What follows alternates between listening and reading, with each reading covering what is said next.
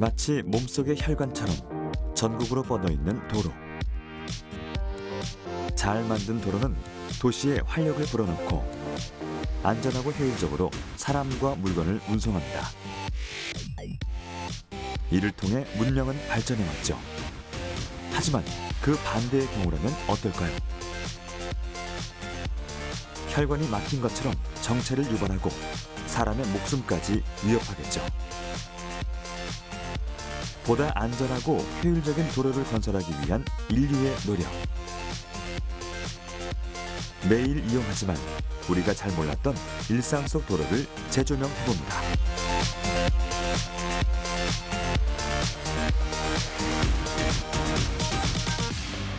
네, 현재 수도권은 약한 눈이 날리기 시작합니다. 오늘 한파까지 겹치면서 나들이 가는 차량들은 그보다는 훨씬 지난주보다는 적겠는데요. 지금 주요 고속도로 대부분 원활한 흐름 보여주고 있습니다. 실시간 교통 정보는 일기예보만큼이나 사람들이 많이 확인하는 정보입니다. 그만큼 우리의 일상에서 도로는 아주 밀접한 존재죠. 그럼 도로의 정의는 무엇일까요?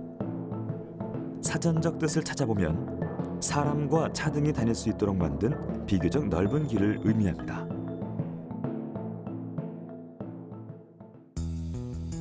도로는 다양한 장소와 사람들을 연결하는 중요한 통로입니다. 세계 곳곳에는 우리가 모르는 기상천외한 길이 존재하죠. 산악도시에 지어진 이 도로는 구름을 내려다볼 만큼 높은 곳에 위치해 있습니다. 미국 플로리다 남단에는 섬과 섬을 42개의 연륙교로 연결하는 바다 위 고속도로가 건설되기도 했죠. 그 길이는 200km가 넘습니다. 반면 아찔한 길도 있죠. 노르웨이 북서부 해안에 위치한 대서양로는 주변의 풍경이 아주 매혹적이지만 날씨에 따라 세상에서 가장 위험한 도로로 바뀝니다. 도로 위 독특한 구조물. 이곳은 국내 최초로 도로 위에 조성된 상공형 휴게소입니다. 발상의 전환으로 친숙한 공간이 아주 새롭게 변화했죠. 그렇다면 왜 도로 위에 휴게소를 지었을까요? 수도권 지역에 인접을 하다 보니 토지를 구입하는 비용이 굉장히 비쌉니다. 그리고 일부 지역 같은 경우는 그린벨트일 경우에 그 제한할 수 있는 면적이 제한되어 있는 걸로 알고 있기 때문에 최소한의 투자비를 가지고 최대 효과를 내기 위해서 구상을 하게 되었고요. 그러다 보니 고속도로 위에 떠 있는 공간들이 버려진다고 많이 생각을 했기 때문에 그 공간을 어떻게 하면 많이 활용할 수 있을까라는 생각을 좀 많이 했고, 관련돼서 유럽과 같은 경우 이러한 휴게소들이 몇 개가 있습니다. 그래서 그런 부분들을 벤치마킹을 좀 했습니다. 도시에서 도로가 차지하는 면적은 무려 5분의 1에 달합니다. 그래서 선진국에서는 공간 활용을 위해 도로 입체 개발을 추진해왔죠. 이에 따라 우리나라도 입체 개발이 가능하도록 규제를 풀었습니다. 상공형 휴게소의 수직적 공간 확장으로 교통 효율성은 높아지고 건축물과의 접속은 더 쉽고 빨라졌죠. 상하행선을 공유해 주차 공간을 최대한 확보할 수 있고 창의적인 디자인으로 이용객들의 호기심까지 자아냅니다. 일단 외부에서 볼 때 좀 하늘에 떠 있고 하니까 신기하다 이런 얘기를 많이 하시고요. 들어왔을 때 첫 느낌이 이거 휴게소 맞아? 뭐 이런 반응들. 그리고 말씀드렸듯이 새로운 매장들, 고속도로 휴게소라고 생각하지 않은 매장들이 굉장히 좀 많이 들어와 있습니다. 그래서 내가 우리 동네에서 쉽게 접할 수 있는 것들, 생활 편의 시설 위주의 그런 부분들, 그런 매장들을 많이 넣기 때문에 좀 많이 친근하면서도 새롭다라는 그런 의견들이 많이 보이고 있습니다. 4차로 도로를 품은 낙원상가도 도로 위 입체 건물의 한 예입니다. 당시에는 도로 관련법 체계가 완비되지 않았을 때라 가능했던 일이었죠. 미국엔 움직이는 트럭에 전력을 공급하는 고속도로도 있죠. 전기차가 충전소에 들를 필요 없이 전력선을 이용해 충전하며 달릴 수 있게 만든 친환경 고속도로입니다. 이를 이용해 공해 문제를 해결한다는 방침이죠.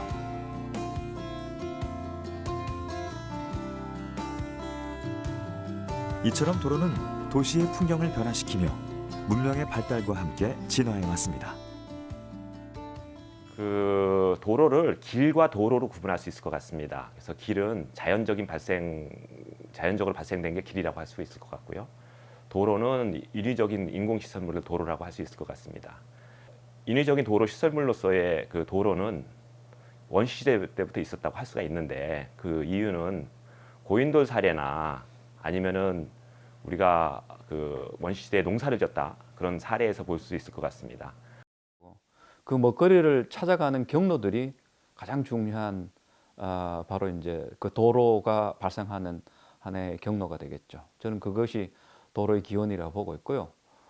그러면서 주요한 그 먹거리를 찾고 또 저장하고 축적하는 이제 그런 주요 지점을 연결하는 것이 바로 도로로 이제 발달하게 되겠죠. 그래서 뭐 도로의 기원설에 대해서는 뭐 동물의 이동 통로를 따라서 그 도로가 생겼다는 그런 설도 있고, 그 다음에 실제 사람들의 어떤 그런 그 편의를 위해서 두 지점을 연결하는 조금은 이제 인공적인 어떤 목적이죠. 뭐 그런 것에 의해서 도로가 생겼다고 합니다만, 어쨌든 인간은 그 직립동물로 바뀌고 먹거리를 찾아서 움직이는 과정에서 도로가 자연스럽게 발생이 됐다고 봐야 되죠.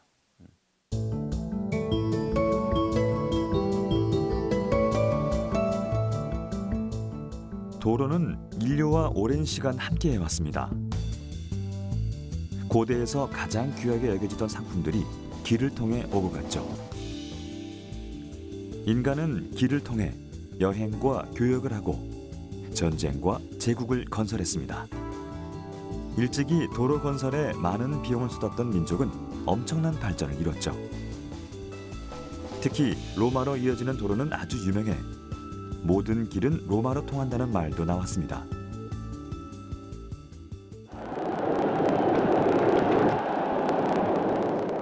로마의 도로를 통해 물자와 군대, 철학 이론과 사상, 종교 교리가 전파됐죠. 특히 도로 포장 기술은 경탄을 자아낼 정도였는데요. 이런 도로들은 가운데가 볼록하게 나와 빗물이 도랑으로 빠지게 설계돼 있죠.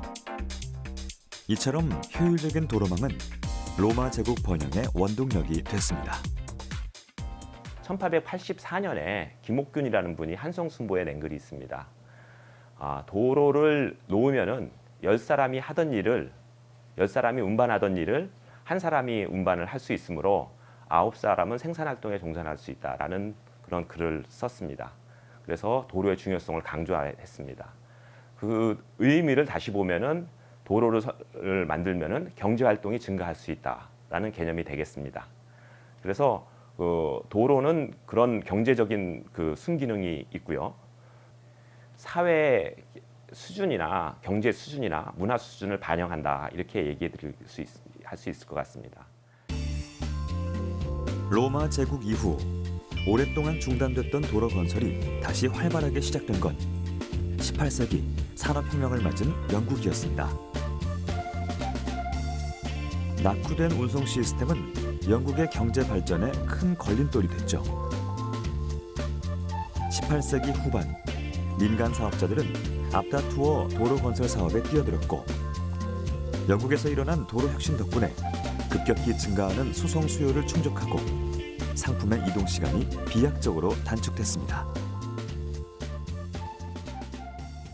아무래도 이제 산업화가 본격화 되면서 물동량이 많아지고 사람들이 이동이 잦아지면서 특히 이제 공간의 어떤 그 한계를 돌파하기 위한 이런 목적이 도로라는 것으로 나타나죠. 기존 도로를 그야말로 빨리 접근할 수 있는 것으로서 도로의 어떤 형태라든가, 그 다음에 뭐 구간의 어떤 그런 그 설정이라든가, 그 다음에 이 도로 자체의 이동을 보다 쉽게 할 수 있는 것으로서 재구성한다든가 이런 것으로서 이제 근대 도로가 생겨나는데 이 그 공간의 한계를 시간으로 극복하는 이를테면 과거에는 뭐 몇 년 며칠 갔던 것을 우리가 도로를 놓으면서 몇 시간 만에 갈 수 있는 이런 이제 필요성들이 결국은 이제 근대 도로를 이제 만들게 되는데 근대 도로는 자연 발생형 도로가 아니라 인공적으로 양 지점을 잇는 그리고 속도를 낼 수 있는 이제 그런 어떤 목적과 기능을 담아내는 것으로 주로 생겨나죠.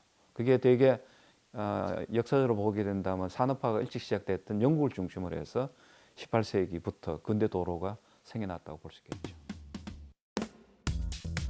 그로부터 200여 년 후 도로가 없는 삶은 상상할 수 없을 만큼 우리 삶에서 큰 자리를 차지하고 있죠. 그리고 그만큼 도로 위에서 발생하는 사고도 많아졌습니다. 해마다 교통사고는 20만 건 이상 발생하며 5천여 명이 사망하고 그 사회적 비용은 24조 원에 이릅니다.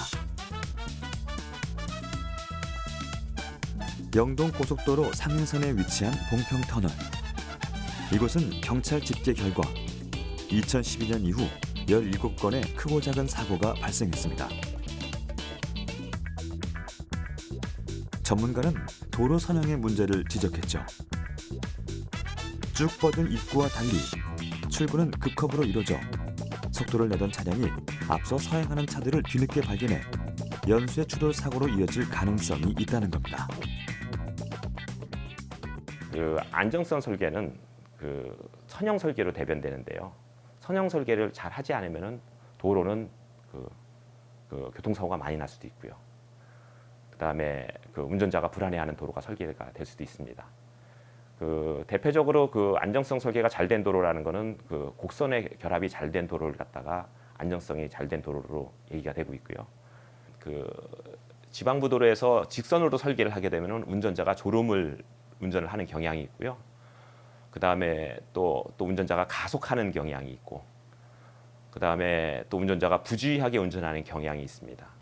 그 예를 들면은 그런 그 우리가 잘 알고 있는 그 봉평 터널 추돌 사고나 아니면 양재 IC의 추돌 사고가 대표적인 사고 중에 하나인데, 그 도로는 역시 잘 만들어진 도로입니다. 하지만은 우리가 자세히 그 들여다보면은 거의 직선 구간에 가까운 구간에서 운전자의 부주의가 발생해서 교통사고가 발생했다, 추돌사고가 발생했다는 그런 추론을 할 수가 있습니다. 2017년 경찰청에서 분석한 도로 선형별 교통사고 통계 결과를 보면 직선형 도로에서 발생한 사고는 전체 사고의 92.8%에 달합니다. 곡선형 도로에서 발생한 사고가 5.7%에 그친 것과 비교하면 무려 16배에 가까운 수치죠. 단조로운 운전 상황 지속으로 인한 운전자의 주의력 하락을 그 원인으로 보고 있습니다. 도로를 설계할 때 수많은 역할들을 고려하지만 그중 가장 중요한 것은 안전임을 보여주는 예죠. 그래서 우리나라의 도로는 차가 70초 넘게 직선 구간을 달리지 않도록 만들고 있습니다. 또 상습 정체 구간을 지나 길이 뻥 뚫리는 도로도 안전에 주의해야 합니다. 좋은 도로는 차량의 흐름을 방해하지 않으면서도 안전하게 운전자를 리드하는 곳입니다. 곡선 도로는 지형 때문이기도 하지만 운전자의 안전을 위해 일부러 넣기도 하는 구간이죠. 이렇게 도로 속에는 우리가 미처 알지 못한 원리들이 숨겨져 있습니다. 또 그다음에 또 중요한 것은 그 이제 공간의 스케일이라 봅니다. 예컨대 미국 같은 경우는 워낙 대륙의 국가이고 이러다 보니까 주요 지역을 연결하는 아주 긴 어떤 그런 도로를 만들어야 하는 이제 이유가 이제 발생되는데, 우리나라는 이제 그 자연지세를 보게 된다면 상당히 이제 산지가 많고 또 이 그 뭐 우리의 어떤 국토 자체가 좁지 않기 때문에 상당히 이제 그 다른 나라에 비해서는 도로가 오밀조밀한 그런 성격이 두드러진다고 보고 있습니다. 자연지세에 따라서 도로를 배치를 해야 되기 때문에 뭐 터널을 놓기도 하지만서도 근본적으로 뭐 그 비용이 많이 발생되기 때문에 뭐 속도를 최대한 높일 수 있는 그런 도로의 어떤 그런 형태와 구별을 갖추더라도 가능하다면 자연지세에 맞게끔 하게 된다면 1차적으로는 비용이 많이 들지 않습니다. 그렇게 해서 곡선이 자연스럽게 발생할 수밖에 없고요. 그래서 곡선이라는 거는 그 도로 설계에서 참 중요한 부분이고요. 그리고 그 시가지 도로를 설계할 때는 직선 도로 위주로 설계를 합니다. 그 이유는 그 방향성을 좋게 하고 그다음에 그 신호 연동 등에 유리하기 때문에 직선 도로 위주로 설계를 합니다. 그 시가지 도로에서는 그 직선이 길어도 부주의 운전이나 아니면은 운전자의 졸음 운전이나 이런 걱정은 안 해도 되기 때문에 직선 도로를 설계해도 아무 문제가 없고 지방부 도로나 아니면 고속도로나 아니면 속도가 높은 도로에서는 곡선 도로 위주로 설계해야지만 안전하다는 그러한 그 결과들이 있습니다. 예. 도로의 경사각에도 과학의 원리가 숨겨져 있습니다. 도로는 평평하게 보이지만 사실 약간 경사가 지게 설계돼 있죠. 도로에 빗물이 고이면 차가 미끄러지기 쉽기 때문입니다.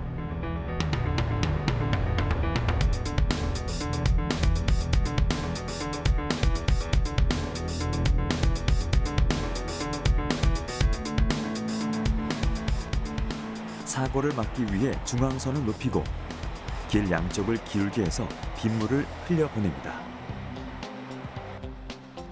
세계적으로 도로의 좌우 경사는 운전자가 느끼지 못하는 1.5에서 2%로 정해져 있죠.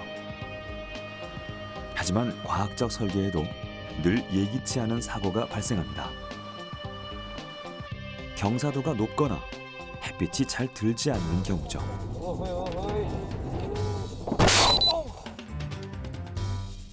겨울철 운전 중 잘 달리던 차가 미끄러져 사고가 난다면 블랙 아이스 현상을 의심해 볼 수 있습니다.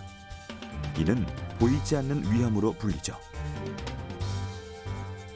블랙 아이스란 도로 위에 녹았던 눈이 기온이 갑작스럽게 내려가며 다시 얇은 빙판으로 얼어붙는 현상을 뜻합니다. 아스팔트 색과 비슷해 구별하기 쉽지 않다고 하여 이런 이름이 붙게 됐죠. 여기 이런 사고들을 해결하기 위한 신기술이 있습니다.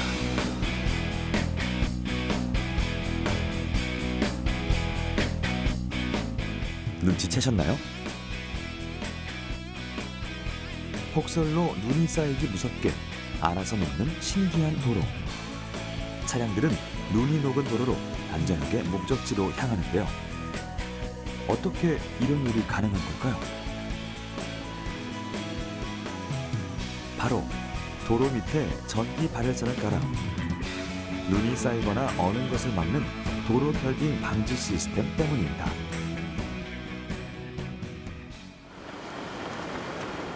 그 개발 업체를 찾아가 봤습니다.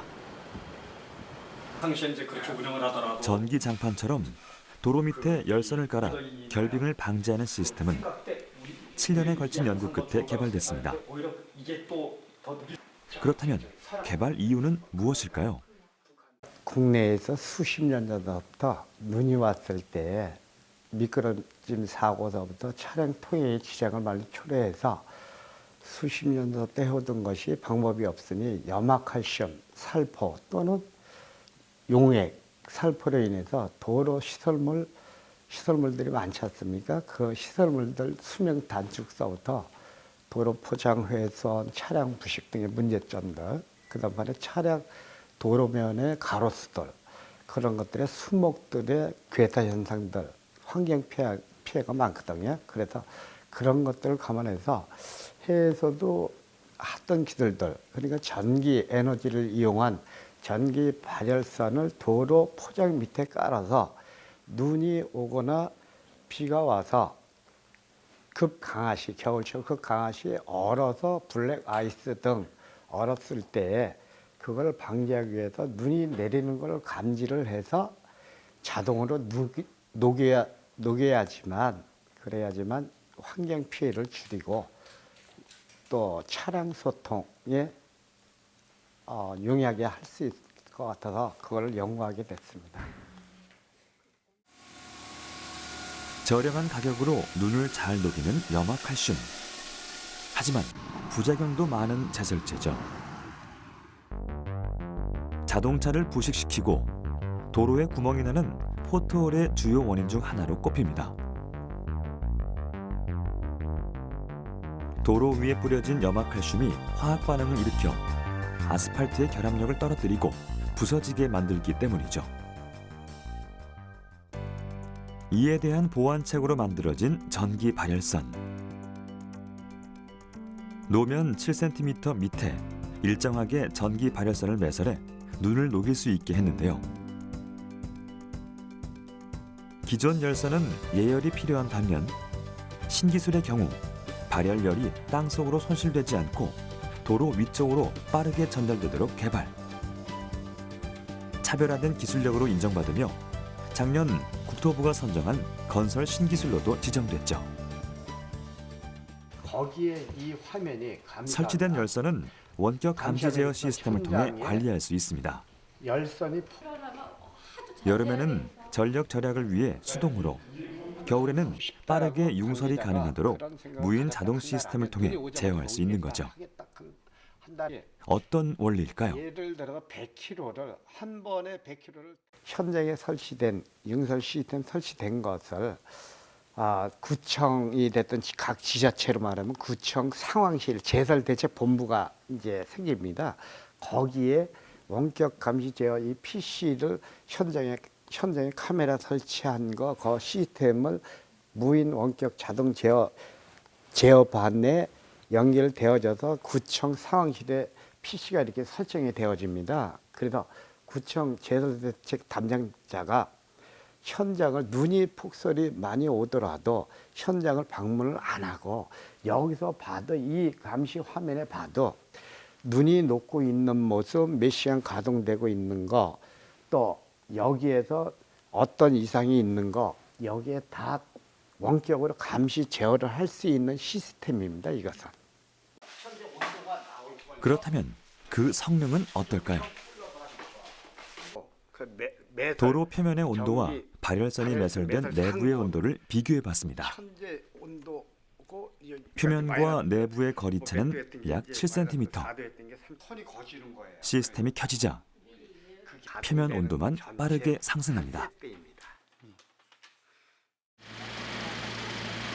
끈기 있는 도전으로 그 성과를 인정받고 있는 이들. 실제 시공 현장을 찾아가 봤습니다. 서울시 성북로 4길은 대로변과 가파른 언덕이 이어지는 길입니다. 경사가 심해 제설이 힘들었죠. 이에 2016년 발열선을 매설했습니다. 도로의 온도는 전기 사용량을 줄이기 위해 무인 전자동 시스템으로 유지됩니다. 적설 제어 장치와 도로 표면의 온도 센서를 설치. 도로 표면 온도가 기준치보다 낮아지거나 눈이 올 때 표면 설정 온도가 자동으로 조절되죠. 또 일정 온도에 다다르면 알아서 전력을 차단하도록 했습니다. 눈이 녹는 온도, 그러니까 1.5도에서 설정을 해놓고 거기서 플러스 마이너스 0.5도, 그러니까 1도에서 2도 사이에 온도가 되어지면 눈이 녹으니까 그때 2도가 되면 꺼졌다가 1.5도가 되면 다시 켜지고 반복 작동을 하고 있습니다. 눈이 오거나 비가 올 때에 온도가 되지면 그 사이에 계속 오더라도 온도가 되면 꺼졌다가 온도가 떨어지면 다시 붙어지니까 전력량 감소가 많이 되고 있습니다.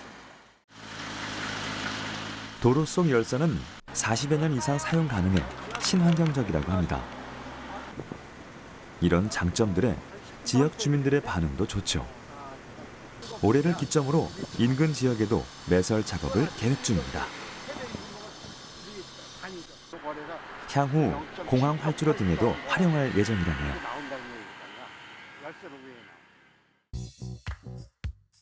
도로의 기능에 있어 안전성만큼 중요하게 생각되는 것이 있습니다. 바로 원활한 교통 환경을 조성하는 도로의 효율성입니다. 미국 보스턴 일대를 잇는 순환도로 루트 128. 이 도로의 또 다른 명칭은 기술고속도로입니다.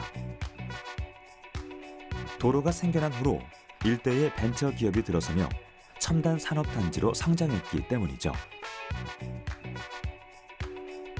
이처럼 도로는 경제 성장의 원동력입니다. 우리나라에서도 개천을 복개해 도로를 설치하는 사업을 시행한 바가 있죠. 고가도로가 등장한 배경도 이와 동일합니다. 그렇다면 여기서 궁금증 하나. 교통체증을 줄이기 위해선 도로의 수를 늘리면 될까요? 단순하게 생각하면 좋은 생각이지만 실제로는 그렇지 않습니다. 지난 10년간 서울시는 고가도로 철거를 진행하고 있습니다. 매년 하나 정도 철거가 진행되고 있죠. 고가도로 철거 전후의 차량 속도를 비교해보니 철거 뒤 주변 교통 흐름이 나아지는 경우가 많았기 때문입니다. 또 고가도로가 사라지며 도시의 경관도 더 좋아지고 있죠.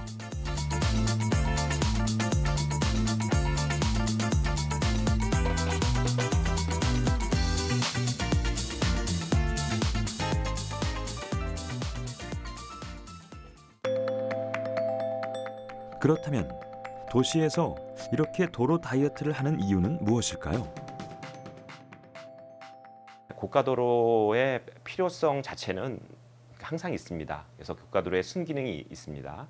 예를 들면은 고가도로는 연속료 도로를 만들어서 신호등이 필요 없이 빠르게 많은 용량이 통과할 수 있게 만드는 그런 장점이 있습니다. 그런데 그 장점에도 불구하고 그 고가도로에 또 역기능이 또 존재합니다. 그거는 조금 높은 속도로 해서 소음을 발생시키고 그 다음에 많은 교통량을 통과시킴으로써 교통량 집중을 발생시키고 주변이 슬럼화되고 보행자 친화적이지 않고 그런 문제를 발생시킵니다. 여기 도로 다이어트의 중요성을 내세운 또 다른 이론이 있습니다. 길이 새로 생기면 교통 흐름이 더 나빠진다. 독일의 수학자 디트리히 브라헤스가 주장한 역설인데요. 빠른 길이 새로 생기면 운전자들이 그 길로 몰리기 때문에 교통체증이 더 심해진다는 거죠.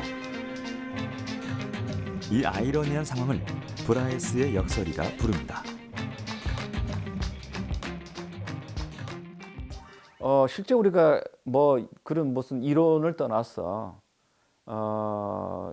이게 교통 문제를 우리가 해결한다는 측면에서 본다면 이제 예컨대 뭐 도로를 확보해 준다든가 새로운 어떤 신설 도로를 놓거나 뭐 이렇게 하면 교통 문제가 해결이 되는 것 같은데 실제 현실을 보면 이제 이용자 입장에서 보게 된다면 거기 가니까 잘 빠지더라.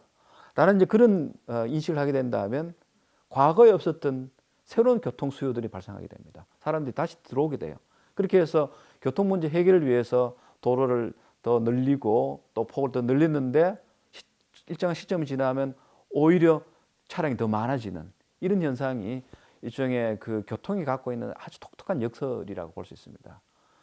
그렇게 해서 이 교통 문제는 이른바 이제 그 수요 접근과 공급 접근이 있는데 이 공급이란 측면에서 시설을 더 많이 늘려준다 해가지고 교통 문제 해결되지 않는 것이 바로 교통 문제 굉장히 중요한 특징이에요. 그 경우는 오히려 수요를 억제하는 것이 교통 문제 해결에 더 도움이 된다고 보죠. 도로 다이어트란 말 그대로 도로의 불필요한 부분을 줄여 효율성과 안전성을 높이는 겁니다. 보행 환경이 쾌적하고 안전하게 바뀌며 교통사고가 줄고 도시 경관을 아름답게 바꾸죠. 그리고 세계 곳곳에서 그 성공 사례를 어렵지 않게 만날 수 있습니다. 도로를 줄이는 대신 보도를 넓히고 문화 공간으로 변신, 삭막한 도심 거리에 활기를 더합니다. 고가도로 철거 후에도 얼마 동안 그러한 그 교통체증은 지속이 됐고요. 대신에 그 운전자들이 그 교통 그 정보를 이용해 가지고 우회하는 그러한 그 판단을 했고요. 그럼으로써 교통량 집중이 그 분산이 된 거죠. 자동차라는 것은 속도를 상징하는 것이기 때문에 자동차 쉽게 다닌다는 것은 단순하게 뭐 자동차 중심이 아니라 우리 일상의 모든 그 삶이 자동차 속도에 맞춰서 살아가는 그런 것으로 바뀐다는 겁니다. 그만큼 피곤하죠. 움직임이 많아야 되고 속도가 높여야 되고 장거리 이동해야 되고 그러려면 그에 걸맞는 일상생활이 다 그 적용되다 보면 그만큼 우리의 그 도시의 삶이 피곤해져요. 대신 이제 차가 들어오지 않는 이제 그런 도로에 사람들이 신명나게 뭐 걷고 그 다음에 이동할 수 있도록 이런 이제 것으로 바뀌게 되면서 그렇지 않을 때보다도 이제 그런 보행자들을 대상으로 하는 여러 가지 도시 기능들이 생겨나요. 그만큼 도시 공간이 이제 탄력적으로 이제 바뀌고 오히려 더 그 죽었던 그런 그 도심들이 되살아나는 이런 것들을 우리가 보게 되죠. 회전 교차로의 증가도 눈여겨볼 만합니다. 회전 교차로란 교차로 중앙에 원형의 교통섬을 마련해 두고 신호등 없이 이를 반시계 방향으로 일방통행하는 도로 운영체계입니다. 이곳에선 양보와 감속이 필수사항이죠. 우리나라가 그 한 10년 전부터 회전 교차로를 많이 도입을 해가지고 지금 활용하고 있습니다. 그래서 그 회전 교차로 사례는 아무리 강조해도 지나치지 않을 정도로 좋은 그 교차로 개선 사례라고 보여집니다. 그래서 그 회전 교차로의 장점이 차들의 속도를 물리적인 형상으로 조절을 해서 속도를 줄이고 속도의 일관성을 주고 교통사고를 감소시키고 그다음에 그 CO2 감소까지도 볼 수가 있고요. 그래서 그 회전 교차로는 아주 좋은 사례라고 그 보여지고요. 지금도 아직도 많이 설치하고 있는 것으로 보입니다. 라운드 어바웃이라 불리는 회전 교차로는 1960년 영국에서 처음 도입한 통행 시스템입니다. 로터리와 비슷해 보이지만 운영 방식에 차이가 있죠. 규칙은 딱 하나. 회전 중인 차에 우선권이 있다는 점인데요. 회전 도로에 진입할 때 이미 회전하고 있는 차에 지장을 줘선 안 됩니다. 일방 통행을 하기 때문에 정면 충돌할 우려도 없죠. 신호등이 없어 차량의 흐름도 끊기지 않습니다. 약속대로만 운전한다면 혼잡 없이 많은 교통량을 효율적으로 운영할 수 있는 시스템이죠. 교통 효율성을 높일 수 있는 또 다른 방법에는 무엇이 있을까요? 여기 안전 사각지대를 위한 우리의 기술이 있습니다. 보도와 차도가 명확히 구분되지 않는 폭 9m 미만의 도로. 우리는 이를 생활도로 또는 이면도로라고 부릅니다. 좁은 도로에 자동차와 보행자가 뒤엉켜 사고가 빈번히 일어나죠. 그 경계가 모호해 신호등도 설치할 수 없습니다. 이런 생활도로의 사고 예방을 위한 기술이 있습니다. 어린이 보호구역 내 신호등이 없는 교차로에 설치하여 빛과 소리 안전판으로 경고음과 전멸 등으로 운전자와 보행자의 주의를 환기시켜 교통사고를 예방하는 시스템입니다. 바로 교차로 알림이. 이곳은 초등학교와 주택이 밀집돼 어린이 안전사고가 우려되던 지역이었습니다. 여기서 움직임을 감지하면 차량이 접근 중에 오니 주의하시기 바랍니다. 안내음과 불빛으로 경고를 보내죠. 여기가 좀 초등학교 있고 좀 늘 학부형들이 늘 마음 졸이고 다녔던 거거든요. 사거리 코너인데 저는 상당히 어떤 기능이 구체적인지 모르지만 이걸 딱 보는 순간에 이렇게 좀 경각심도 들고 뭐 이게 또 이제 잘은 모르지만 이게 뭐 CCTV 역할도 하나 등등 하여튼 조심할 것 같아요. 뭐. 그럼 이 시스템은 어떻게 탄생했을까요? 사무실에선 열띤 회의가 한창입니다. 무슨 일인가 들여다보니 실버존에 적합한 디자인을 정하기 위해 머리를 맞대고 있는 거죠. 이종선 대표는 무선 통신 장치, 차량 감지 장치 등의 원천 기술을 기반으로 2001년부터 교통 약자를 보호하는 도로 시설물을 개발하고 있습니다. 그가 교차로 알림 시스템을 개발하게 된 데도 특별한 사연이 있다는데요. 예, 제가 2000년도 초반에 일본을 방문했을 때 그 좁은 골목길 가운데서 뭔가 반짝이는 거는 사실은 저한테는 하나의 충격이었죠. 얘네들은 여기까지 배려를 하는구나. 소위 말해서 우리나라는 골목길에 아무것도 없었던 시절, 뭐 그때만 하더라도 사실 신호등 세우기도 바빴던 시절이었으니까 그 격차라는 걸 갖다 느끼는 계기였고요. 특히나 일본 애들이 2000년도에 제가 그거를 우리나라에 수입을 해서 한번 팔라고 했었어요. 저도 장사하는 놈이니. 근데 결론은 걔네들이 안 팔았어요. 안 판 이유는 문화적 수준이 안 된다는, 어떻게 보면은 인정하고 싶지 않지만은 일정 부분 또 공감도 되는, 그래서 만들게 됐고요. 예. 근데 지금 작년 통계를 봐도 과속으로 사실 사람이 이렇게 사망 사고가 127명밖에 안 되더라고요. 근데 이면 도로에서는 3,000명 가까이 죽으니 사실은 교통 안전의 우선순위가 바라보는 시각도 바뀌어야 된다. 예.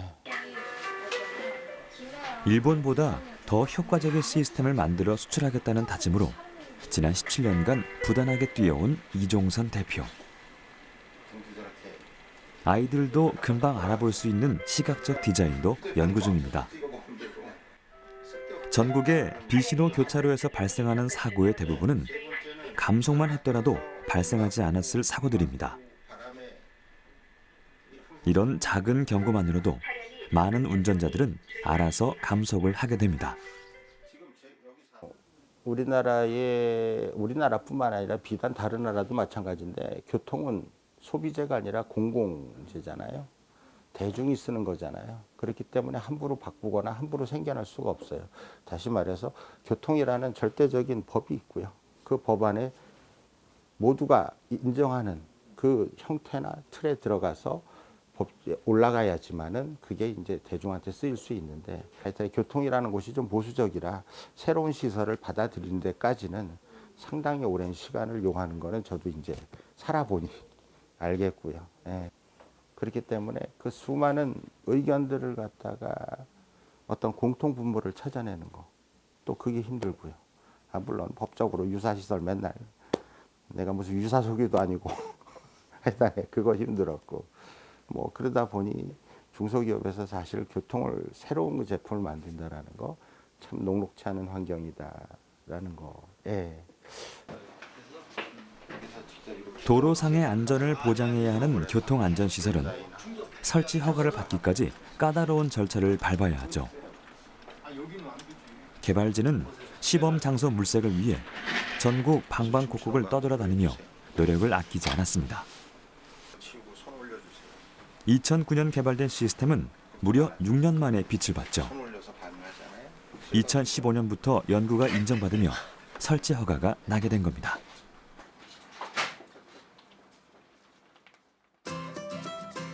그 효율성을 인정받아 전국 300여 곳의 생활도로에 시스템 설치를 완료했습니다. 보행자 우선 도로를 만드는데 크게 기여할 것이란 기대가 높아지며 국토부로부터 10대 우수 기업에 선정되는 영예까지 얻었죠. 이들은 이 기술이 필요한 곳에서 유용하게 쓰이는 날이 오길 바라고 있습니다. 안전한 도로를 만들기 위한 참신하고 과학적인 해법은 이곳에도 있습니다. 아파트 단지 내에서 자동차를 서행하도록 만드는 캠페인이 진행 중인데요. 여기에 사용된 기술은 3D 트리가트 기법으로 시각 효과를 이용한 도로 표시 디자인입니다. 이를 개발한 것은 국내의 예술가들. 이 캠페인은 어떻게 시작됐을까요? 제가 운전을 하는데요. 운전할 때 그 바닥에 있는 글씨나 아니면 표지판을 주로 사용해서 봅니다. 근데 바닥에 있는 글씨는 눈에 잘 보여야 되는데 잘 보이지가 않더라고요. 그래서 왜 잘 보이지 않는가에 대해서 조사를 해봤더니 그 하늘 위에서 봐야지 잘 보이게 만들어 놓은 글자체가 있더라고요. 그래서 운전자 입장에서 잘 보이는 글자체로 만들면 운전할 때 훨씬 잘 보이겠다라는 생각이 있어서 그런 방식으로 한번 만들게 되었습니다. 아이를 키우는 입장에서 고민하던 이창수 화가는 어린이 보호구역에서 운전자로 하여금 사용할 수 있는 착시 그림을 떠올렸습니다. 마름모꼴로 글자 길이를 늘려 바닥의 글씨가 멀리서도 잘 보일 수 있게 한 겁니다. 도료의 재료도 신중히 골랐죠. 일단 저희 노면 폭이 조금 글자 폭이 크다 보니까 거기에 맞춰서 이제 다른 차량의 안전성이라든지 그리고 보행자의 안전성을 위해서 미끄럼이 일어나면 안 되니까 그거에 대한 방지책 차원에서 미끄럼 방지 페인트를 쓰고 있습니다. 기존의 도로 표시가 잘 보이지 않는 이유는 운전자의 시선을 고려하지 않고 단순히 도로 위에 표시를 그렸기 때문입니다. 3D 노면 표시는 운전자의 눈높이에 따라 글씨가 입체적으로 보이도록 설계됐습니다. 이미 해외에선 운전자의 가독성을 높이는 이런 예술 기법들이 도로 위의 안전을 업그레이드하고 있는데요. 특히 어린이 보호구역처럼 운전자 인식이 중요시되는 곳에서 상당한 효과가 기대되고 시공이 간편하다는 장점이 있습니다. 그렇다면 운전자가 이를 인식하는 원리는 무엇일까요? 멀리 있는 것은 작아 보이고 가까이 있는 것은 커 보이잖아요. 이것을 역으로 바꿔놓으면 멀리 있는 것을 크게 그리고 가까이 있는 것을 작게 그리면 입체적으로 아니면 서 있는 것처럼 글씨가 보입니다. 입체적인 화면 공간 내에서 그 입체적이지, 그러니까 2D라고 얘기하면 이해할까요? 평면적인 글씨를 아까 얘기한 것처럼 뒤에 있는 거는 크게 그리고 앞에 있는 건 작게 그리면 3차원 입체랑 겹쳤을 경우에 3차원의 소실점에서 튀어나와 있는 글씨처럼 만들 수 있습니다. 실제 도로 위 표시와 비교해보면 바닥의 글씨가 입체화되어 인식률이 높습니다. 20m 떨어진 거리에도 잘 보이기 때문에 멀리서부터 인식이 가능하죠. 또 가까이 다가오면 글씨가 눕는 것처럼 보여 운전자에게 전혀 위기감을 주지 않습니다. 그 기존에 있었던 것이 문제가 되건 문제가 되지 않건 간에 더 좋은 방법이 있다면 새로운 것을 시도를 통해서 더 나은 세상을 좀 만드는 기회가 되었으면 좋을 것 같습니다. 과학의 목적이 그것이죠. 그렇죠? 기존에 있었던 것 습관대로 사는 것이 아니라 더 좋은 우리의 환경을 더 만들기 위한 방법이 아닐까. 그렇게 생각합니다. 늘 함께했지만 미처 몰랐던 도로의 이면을 들여다봤습니다. 도로는 적재적소에 놓여야 그 진가를 발휘하죠. 그렇다면 안전하고 효율적인 도로를 만들기 위해 우리에게 남겨진 숙제는 무엇일까요? 도로는 이제 다양한 기능들이 있기 때문에 그 도로를 이제 필요로 하는 각각의 기능들을 어떻게 그 도로의 어떤 그런 성질에 따라서 잘 반영해 주냐, 그게 아마 도로를 잘 만드는 것에 그 중요한 이제 그 변수라고 보는데요. 따라서 우리가 이제 도로라는 것은 단순하게 두 지점을 이어가는 그 차량의 이동을 위한 것만 아닌 다양한 목적의 그 도로의 기능이기 때문에 그 기능을 우리가 어떻게 해석을 해서 그 필요한 구간에 그걸 설치하느냐, 그걸 기능 간에 상충이 되지 않게, 이런 것이 지금은 도로를 제대로 만드는 것에 중요한 하나의 그 과제라고 보고 있습니다. 우리가 교통 안전에 그 투자하는 예산이 연 4천억이 넘는다고 한번 발표가 된 적이 있습니다. 하지만 그 4천억이 실제로 교통 안전에 투자된 금액이라고 얘기는 할 수는 없거든요. 너무 광범위하게 교통안전 개념을 보고 아니면 교통안전 조치를 과학적이지 않은 방법으로 쓰게 되면은 그걸 교통안전 개선 사업이라고 할 수가 없거든요. 그래서 교통안전을 담보로 해서 교통안전이 된 도로를 만드는 방법은 과학적인 방법론을 통해 가지고 과학적인 평가를 해서 과학적인 조치를 해야지만 그게 교통안전을 이 담보된 도로를 만드는 그런 방법이라고 생각할 수가 있습니다. 도로는 단순히 차와 사람이 다니는 공간이 아닙니다. 도심에서 도로는 인체의 혈관 같은 역할을 하죠. 막히면 일상에 불편을 주거나 심지어 치명적일 수 있습니다. 안전하고 효율적인 도로 건설에 우리가 관심을 기울여야 하는 이유죠.